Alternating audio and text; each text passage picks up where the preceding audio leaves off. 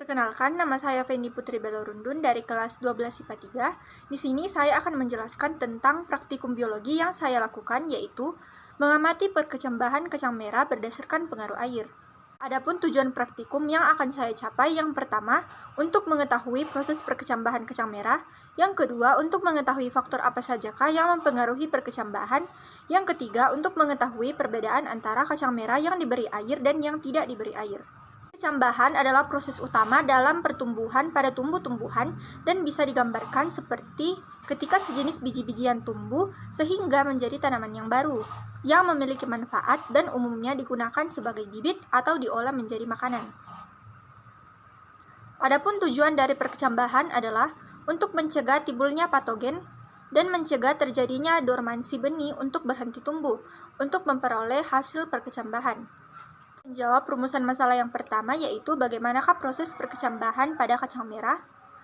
Adapun urutan proses perkecambahan, yang pertama yaitu tahap imbibisi. Pada tahap ini, biji mulai menyerap air yang ada di sekitarnya. Proses dalam penyerapan ini terjadi karena adanya beberapa perbedaan potensial air antara biji dan juga lingkungan sekitarnya. Tahap yang kedua yaitu tahap pembentukan enzim. Enzim yang terjadi dan dihasilkan pada tahap ini akan menyebabkan peningkatan aktivitas yang metabolik. Tahap yang ketiga yaitu tahap pemanjangan sel radikula. Urutan ini, pemanjangan sel radikula diikuti dengan munculnya radikula dan juga tumbuhnya kulit biji. Tahap yang terakhir yaitu tahap pertumbuhan kecambah. Kecambah yang dihasilkan ini dari perkecambahan selanjutnya akan mengalami pertumbuhan primer. Untuk menjawab rumusan masalah yang kedua, yaitu faktor apa saja yang mempengaruhi perkecambahan. Faktor yang mempengaruhi perkecambahan dibagi atas dua, yaitu faktor internal dan faktor eksternal. Faktor internal antara lain tingkat kemasakan benih, berat dan ukuran benih, dormansi, dan inhibitor. Sedangkan faktor eksternal antara lain air, suhu, oksigen, cahaya, dan media. Menjawab rumusan masalah yang ketiga, yaitu apakah perbedaan perkecambahan kacang merah yang diberi air dan yang tidak diberi air. Saya melakukan penelitian terhadap perkecambahan kacang merah selama 7 hari.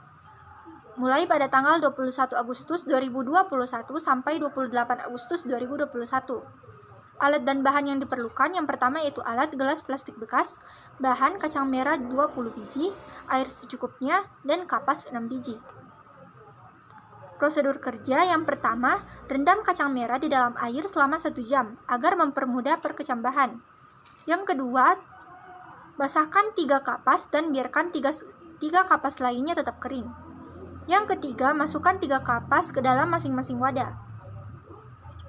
Yang keempat, letakkan kacang merah di tempat yang sejuk. Yang kelima, amati perkecambahan kacang merah tiap harinya. Hipotesis atau perkiraan sementara saya dalam penelitian ini, tidak benar bahwa air tidak mempengaruhi perkecambahan kacang merah, benar bahwa air mempengaruhi perkecambahan kacang merah. Variabel yang pertama yaitu variabel bebas atau X adalah air dan suhu. Yang kedua, variabel terikat Y adalah perkembangan perkecambahan kacang merah dan tipe perkecambahan kacang merah. Variabel kontrol adalah jumlah air yang diberikan dan suhu lingkungan.